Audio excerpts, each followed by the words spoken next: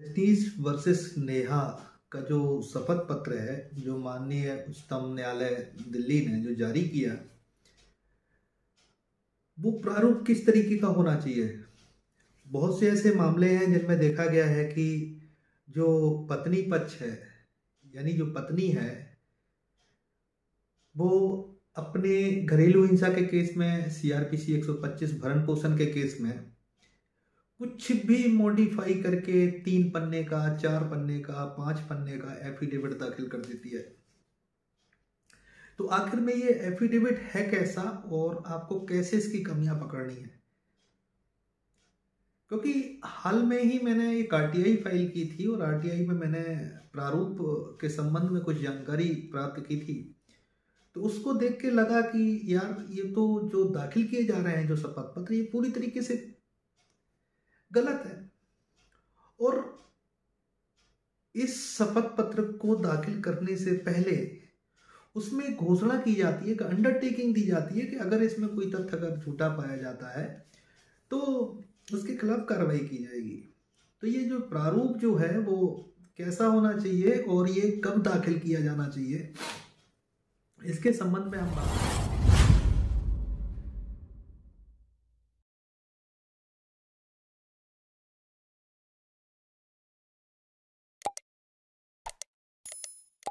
नमस्ते भाइयों, कैसे हैं आप लोग। मैं हूं आपका दोस्त ब्रह्मदत्त।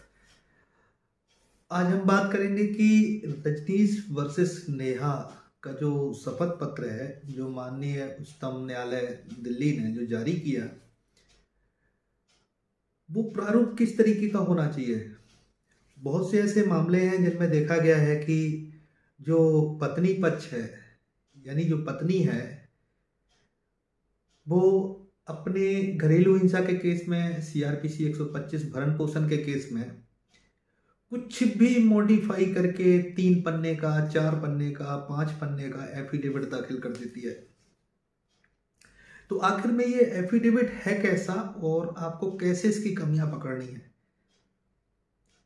क्योंकि हाल में ही मैंने एक आरटीआई फाइल की थी और आरटीआई में मैंने प्रारूप के संबंध में कुछ जानकारी प्राप्त की थी।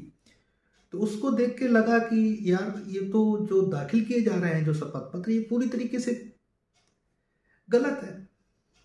और इस शपथ पत्र को दाखिल करने से पहले उसमें घोषणा की जाती है कि अंडरटेकिंग दी जाती है कि अगर इसमें कोई तथ्य अगर झूठा पाया जाता है तो उसके खिलाफ कार्रवाई की जाएगी। तो ये जो प्रारूप जो है वो कैसा होना चाहिए और ये कब दाखिल किया जाना चाहिए, इसके संबंध में हम बात करेंगे। अगर आप लोग हमारे चैनल पे नए हैं तो हमारे चैनल को सब्सक्राइब कर लें और ये वीडियो जो है हमारा हर किसी के पास शेयर करें, क्योंकि ऐसी जानकारी आपको कहीं नहीं मिलेगी और आपको टेक्निकल चीज़ों पे कोई जानकारी नहीं देगा। क्योंकि जजमेंट की जब बात आती है, जो जजमेंट था इसमें डायरेक्शंस इशू हुए थे। इसमें डायरेक्शंस इशू हुए थे कि ये जो डायरेक्शन इशू किए जा रहे हैं, जो प्रारूप किया जा रहा है, ये हर हाई कोर्ट को किया गया था। जितने भी राज्य हैं सबकी हाई कोर्टों को और हाई कोर्टों को डायरेक्शन दिया गया था कि इसको सर्कुलेट करें।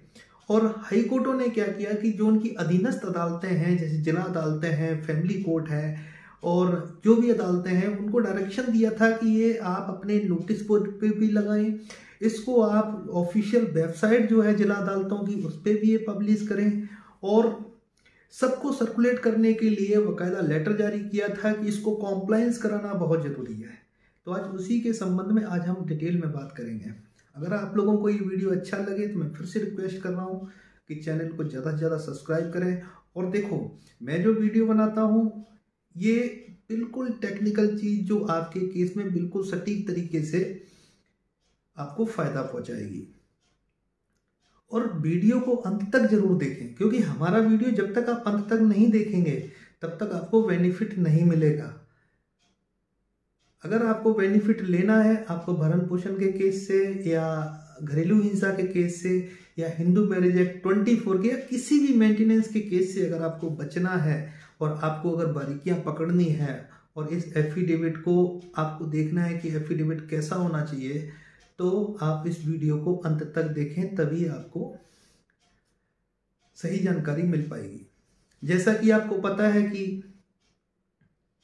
हम पिछले 7 सालों से लगातार पुरुषों के पक्ष में अपना काम करते रहे हैं और काफ़ी लोगों को हमने बचाया भी है। काफ़ी लोग हैं मेरे पास मिलने के लिए आते हैं, काफ़ी लोग हमसे ऑनलाइन सहायता भी लेते हैं, उससे हमें भी आर्थिक सहायता मिलती है। अगर आप लोग हमें सपोर्ट करना चाहते हैं तो आप लोग हमें सपोर्ट भी कर सकते हैं। ऑनलाइन कंसल्टेशन के लिए भी हमारा नंबर ओपन है। इसमें मेरा जो व्हाट्सअप नंबर है वो हमारा डिस्प्ले हो रहा है। अब बात स्टार्ट करते हैं कि सुप्रीम कोर्ट जो माननीय उच्चतम न्यायालय जो दिल्ली है उसका जो आदेश है, उस आदेश में ये जो प्रारूप जो दिया गया है वो किस तरीके का होना चाहिए। मैं आपको बताता हूँ कि रजनीश बनाम नेहा आदि क्रिमिनल याचिका संख्या जो है 730/2020 का जो निर्णय है वो 4 नवंबर 2020 को जारी किया गया था। और इस निर्णय में स्पष्ट तरीके से ये कहा गया था कि ये एफिडेविट है ना, कि किसी भी इंटरिम मेंटेनेंस होने से पहले, किसी भी तरीके के मेंटेनेंस के आदेश को, डोमेस्टिक वायलेंस में कोई भी XYZ अगर मेंटेनेंस का जो केस अगर पेंडिंग है या नए दाखिल किए जा रहे हैं, उनमें ये जजमेंट लाई करेगा। अब जैसे बहुत सारे ऐसे केसेस हैं जिसमें देखा गया है कि 125 CRPC का कोई दावा दाखिल है और उसमें इंटरिम भरण पोषण का आदेश कर दिया है, लेकिन उसमें एफिडेविट नहीं लिया गया। मैं आपको क्लियर बता दूं कि ये जो आदेश जो जारी हुआ था, जो डायरेक्शंस जो इशू हुए थे हाई कोर्ट के लिए और हाई कोर्ट से डिस्ट्रिक्ट कोर्ट के लिए, फैमिली कोर्ट्स के लिए, ये 4 नवंबर 2020 को ही जारी हुए थे। यानी कि उस दौरान जो केस पेंडिंग थे उसी वक्त, उसी दौरान ये उनकी प्रोसीडिंग में लगना चाहिए था एफिडेविट, या फिर जो नए मुकदमे दाखिल हुए हैं उन मुकदमों में साथ में ये एफिडेविट दाखिल होना चाहिए था। लेकिन क्या होता है कि कोर्ट क्या करती है कि इंटरिम आदेश पारित कर देती है और उसके बाद में जब उसको जरूरत समझ में आती है तब ये दाखिल कर दिया जाता है। नहीं, जब भी आप CRPC 125 में आप इंटरिम दाखिल करेंगे उससे पहले आपको ये एफिडेविट देखना पड़ेगा कि इसमें कहीं ऐसा तो नहीं है, कोई भी फैक्ट कंसील तो नहीं किया गया है। और दूसरी बात, डायरेक्शंस के अकॉर्डिंग ये जो मामले विचाराधीन चल रहे हैं उसी टाइम पे इस एफिडेविट को उस फाइल में दर्ज कराने के लिए आदेश किया जाना चाहिए, लेकिन नहीं किया जाता है। इंटरिम मेंटेनेंस मान दिया जाता है। घरेलू हिंसा में जब कोई आदेश किया जाता है तब मांग लिया जाता है कि आप रजनीश बनाम लिया, तो ये जस्ट एक फॉर्मेलिटी होती है। मैं आपको बता दूं कि 4 नवंबर 2020 के बाद से ये लागू हो जाता है। जो भी केसेस पेंडिंग है उसमें दाखिल करना आवश्यक है, तभी कोई मेंटेनेंस का आदेश किया जा सकता है। ऐसा नहीं है कि जब कोर्ट को जरूरत पड़ गई तो कोर्ट ने मंगा लिया, ऐसा नहीं है। यहाँ पे जो उच्चतम न्यायालय का जो आदेश है वो पूरी तरीके से कंटेम्प्ट होता है। दूसरी बात ये, प्रतिवादी के लिए, पति के लिए ये कहा गया है कि जिस टाइम पे आपकी पत्नी अपना ये एफिडेविट दाखिल करेगी तो उसके 4 हफ्तों के अंदर आपको ये अपना एफिडेविट दाखिल करना पड़ेगा। उसके बहुत फायदे हैं, वो अगले वीडियो में हम बताएंगे कि इसके क्या फायदे हैं और जो केसेस जो है ना, जो फर्जी केसेस लगाए जा रहे हैं, इन पे कैसे लगाम लगाई जा सकती है। लेकिन बहुत से लोगों को ये पता ही नहीं है कि इसका प्रारूप कैसा है, तो वो लोग क्या करते हैं।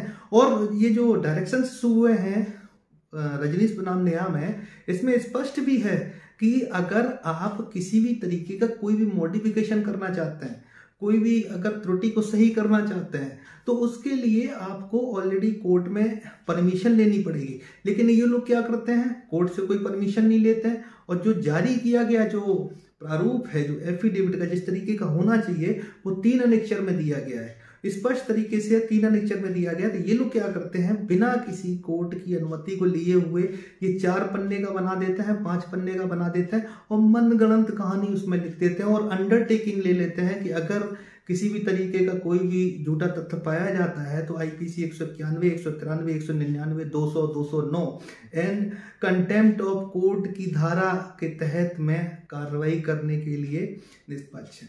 इस तरीके की अंडरटेकिंग भी दी जाती है। लेकिन मैंने हाल ही में कई सारे ऐसे मामले देखे जिसमें कि देखा मैंने कि एक 125 का केस आया, उसमें हमने देखा कि इंटरिम का आदेश हुआ, उससे पहले एफिडेविट तो दाखिल किया गया, लेकिन एफिडेविट के जो फैक्ट हैं वो बिल्कुल पूरी तरीके से गलत कर दिए गए। वो इनकम्प्लीट एफिडेविट दाखिल किया गया जिसमें कि कोई फोटो तस्दीक नहीं है, जिसमें कि कोई ओथ नहीं है, जबकि अंडरटेकिंग दी जा रही है और सारे तथ्यों को कंसील किया गया।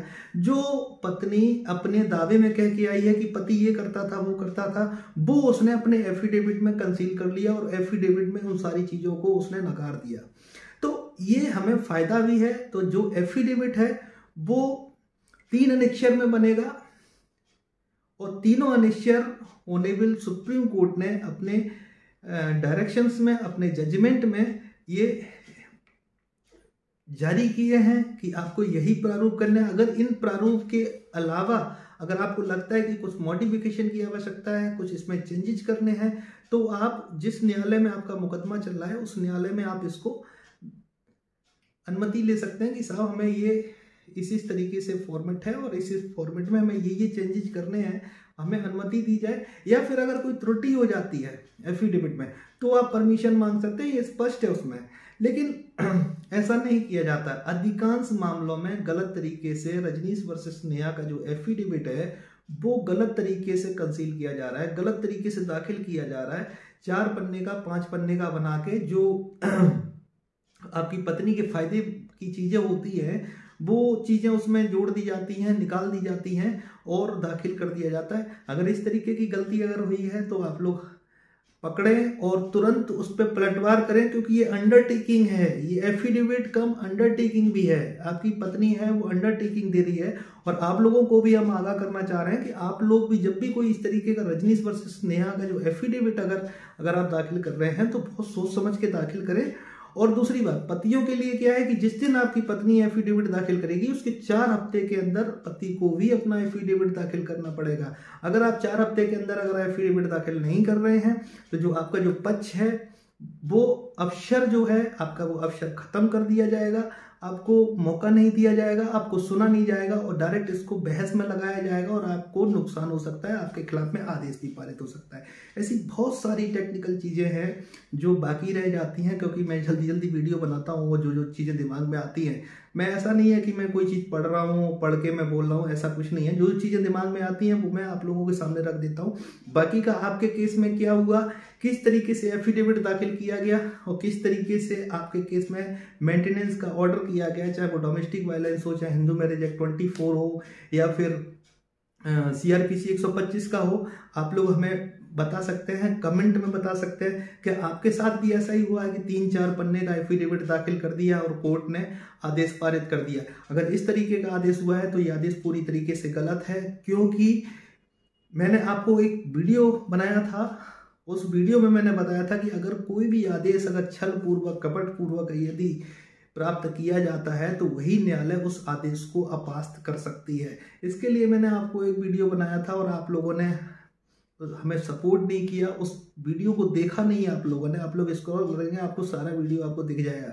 बहुत फायदे की चीज़ें, बहुत टेक्निकल चीज़ें मैं आप लोगों के सामने लेके आता हूँ ताकि कि आप लोगों को ये जानकारी हो, क्योंकि फैमिली मैटर्स में आप वादी प्रतिवादी स्वयं हैं, उसमें वकीलों की आवश्यकता नहीं है जब तक कि आप परमिशन ना लें। और कई सारी ऐसी स्थिति पैदा हो जाती है जहां आपको स्वयं भी बोलना पड़ता है। कई ऐसी अधीनस्थ अदालतें हैं फैमिली कोर्ट में जो साफ तरीके से कहती है कि हम वादी को सुनना चाहते हैं, प्रतिवादी को सुनना चाहते हैं। इसलिए मैं चाहता हूँ कि आप लोग हमारी वीडियो को ज़्यादा से ज़्यादा देखें और ज़्यादा से ज़्यादा आप लोगों को जानकारी मिले। अगर आप लोगों को लगता है कि हमसे संपर्क करना चाहिए, कोई जानकारी लेनी है, तो आप लोग प्रॉपर वे में आके हमसे हमारे नंबर पे संपर्क कर सकते हैं। धन्यवाद।